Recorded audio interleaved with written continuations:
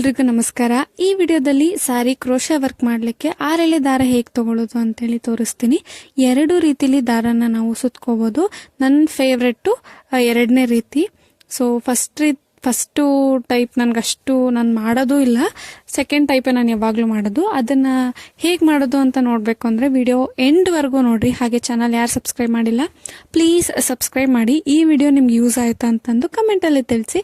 So start ಮಾಡೋಣ. So normal ಆಗಿ silk ಥ್ರೆಡ್ನ ತಗೊಂಡು ಒಂದ್ಸತಿ ಫೋಲ್ಡ್ ಮಾಡ್ಕೋಬೇಕು. ಸೊ ಈ ರೀತಿ ನಾನು ಇಲ್ಲಿ ಹೇಗೆ ತೋರಿಸ್ತಿದ್ದೀನಲ್ಲ ಆ ಥರ ಫೋಲ್ಡ್ ಮಾಡ್ಕೊಂಡ್ವಿ ಅಂತಂದರೆ ಇಲ್ಲಿ ನಮಗೆ 2 ಎಳೆ ದಾರ ಬಂತು. ಮತ್ತು ಇನ್ನೂ ಒಂದ್ಸತಿ ಫೋಲ್ಡ್ ಮಾಡ್ಕೋಬೇಕು. ಸೊ ನಿಮಗೆ ಕ್ಲೀನಾಗಿ ಅರ್ಥ ಆಗಲಿ ಅಂತೇಳಿ ನಾನು ಇನ್ನೂ 1-2 ಸತಿ ತೋರಿಸ್ತೀನಿ, ಕ್ಲೀನಾಗಿ ನೋಡ್ಕೊಳ್ಳಿ. ಸೊ ನೋಡಿ 3 ಎಳೆ ದಾರ ಬಂತು ಇಲ್ಲಿಗೆ. ಸೊ ಇದನ್ನು ನಾವು ಕಂಟಿನ್ಯೂಸ್ ಆಗಿ ಸೀರೆಗೆ ಹೇಗೆ ಮಾಡ್ಕೊಳ್ಳೋದು ಅಂತೇಳಿ ಕೂಡ ನಾನು ತೋರಿಸ್ತೀನಿ. ಸೀರೆಗೆ ಎಷ್ಟು ಬೇಕೋ ಅಷ್ಟು ಹೇಗೆ ಮಾಡೋದು ಅಂತ.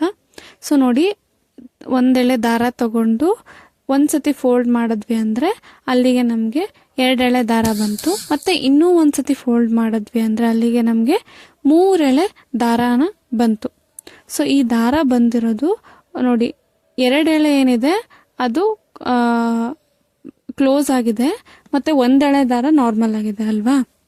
ಸೊ ಇದನ್ನು ನಾವು ಹೇಗೆ ನಮ್ಗೆ ಎಷ್ಟು ಉದ್ದ ಬೇಕೋ ಅಷ್ಟು ಯಾವುದೇ ನಾಟ್ ಇಲ್ಲಾರ್ದೆ ಮಾಡೋದು ಅಂತೇಳಿ ನೋಡೋಣ. ಸೊ ಈ ಥರ ನಾವು ಸುತ್ಕೊಂಡಿರ್ತೀವಲ್ವಾ, ಇನ್ನೂ ಒಂದ್ಸತಿ ಸುತ್ಕೊಂಡ್ರೆ ನಮಗೆ 3 ಎಳೆ ದಾರ ಬರುತ್ತೆ. ಅದನ್ನು ನಾವು ಲಾಕ್ ಮಾಡ್ಕೋಬೇಕು ಫಸ್ಟು. ಇದು ಹೇಗಪ್ಪ ನಾವು ಸೀರೆಗೆ ಎಷ್ಟು ಬೇಕೋ ಅಷ್ಟು ಮಾಡ್ಕೊಳ್ಳೋದು ಅಂದರೆ ಇದನ್ನು ಸುತ್ತುತ್ತಾ ಇರಬೇಕು. ಹಾಗೆ ನಾವು 3 ಎಳೆ ದಾರನ ಮಾಡ್ಕೋತಾ ಇರಬೇಕು. ಅದನ್ನು ಹೇಗೆ ಮಾಡೋದು ಅಂತೇಳಿ ನೋಡೋಣ. ಫಸ್ಟ್ ನಾಟ್ ಮಾಡ್ಕೊಳ್ಳೋಣ. 3 ಎಳೆ ದಾರ ಇದೆ, 1 ಎಳೆ ದಾರ ತಗೊಂಡು ಅದನ್ನು 2 ಸತಿ ಫೋಲ್ಡ್ ಮಾಡಬೇಕು. ಅಲ್ಲಿಗೆ ನಮಗೆ 3 ಎಳೆ ದಾರ ಸಿಗುತ್ತೆ. ಸೊ ಹಿಂಗೆ ನಾಟ್ ಮಾಡಿಕೊಂಡು ನೀವು ಯಾವುದಕ್ಕೆ ದಾರ ಸುತ್ಕೊತೀರೋ ಆ ಕಾರ್ಡ್ಬೋರ್ಡ್ ಆದರೂ ಆಗಲಿ ಯಾವುದಾದ್ರೂ ಆಗಲಿ ತಗೊಂಡು ಹಿಂಗೆ ಸುತ್ಕೋಬೇಕು. ಇಲ್ಲಿ ನಾನು ಹೇಗೆ ತೋರಿಸ್ತಿದ್ದೀನೋ ಎಕ್ಸಾಕ್ಟ್ ನೀವು ಹಾಗೆ ಮಾಡಿದ್ರೆ ನಿಮಗೆ ಈಸಿಯಾಗಿ ನೀವು 6 ಎಳೆ ದಾರನ ಮಾಡ್ಕೋಬೋದು. ಸೊ ಈಗ ಸುತ್ಕೊಂಡಾಗ ಇಲ್ಲಿ ನೋಡಿ 2 ಎಳೆ ದಾರ ಏನಿದೆ ಅದು ಕ್ಲೋಸ್ ಆಗಿದೆ, ಇನ್ನು 1 ಎಳೆ ನಾರ್ಮಲ್ ಆಗಿದೆ ಅಲ್ವಾ. ಈ 2 ಎಳೆ ದಾರದ ಒಳಗಡೆಯಿಂದ ನಾವು 1 ಎಳೆ ದಾರನ ತಗೋಬೇಕು. ಸೊ ಅರ್ಥ ಆಯ್ತಾ? 2 ಎಳೆ ದಾರದ ಒಳಗಡೆಯಿಂದ 1 ಎಳೆ ದಾರನ ತಗೊಂಡ್ವಿ ಅಂದರೆ ಅಲ್ಲಿಗೆ ನಮಗೆ 3 ಎಳೆ ದಾರ ಸಿಗುತ್ತೆ.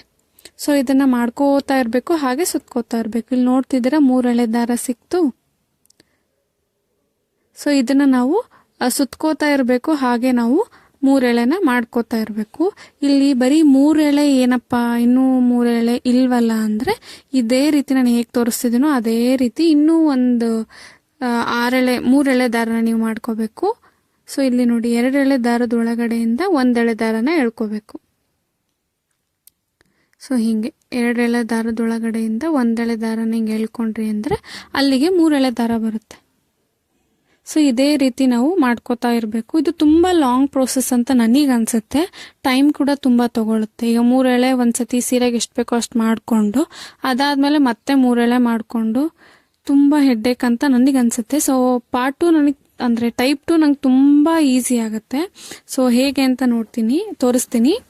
ಸೊ ಫ್ರಿಜ್ಜಿಗಾದರೂ ಆಗಲಿ ನಿಮ್ಮನೆ ಕಿಟಕಿಗಾದರೂ ಆಗಲಿ ಒಂದು ಕಡೆ ಕಟ್ಕೊಳ್ಳಿ, ಮತ್ತು ತುಂಬ ದೂರ ಇರೋ ಒಂದು 5 ಮೀಟರ್ ಆದರೂ ಇರಬೇಕು ಅಷ್ಟು ಗ್ಯಾಪ್ಗೆ ಇನ್ನೊಂದು ಕಡೆ ಸುತ್ಕೊಂಡು ನೀವು ಒಂದು 5 ಸತಿ ಇಲ್ಲ 6 ಸತಿ ಇಲ್ಲ 7 ಸತಿ ಸುತ್ಕೊಂಡ್ರಿ ಅಂತಂದರೆ ನಿಮ್ಗೆ ಎಲ್ಲೂ ನಾಟ್ ಬರಲ್ಲ.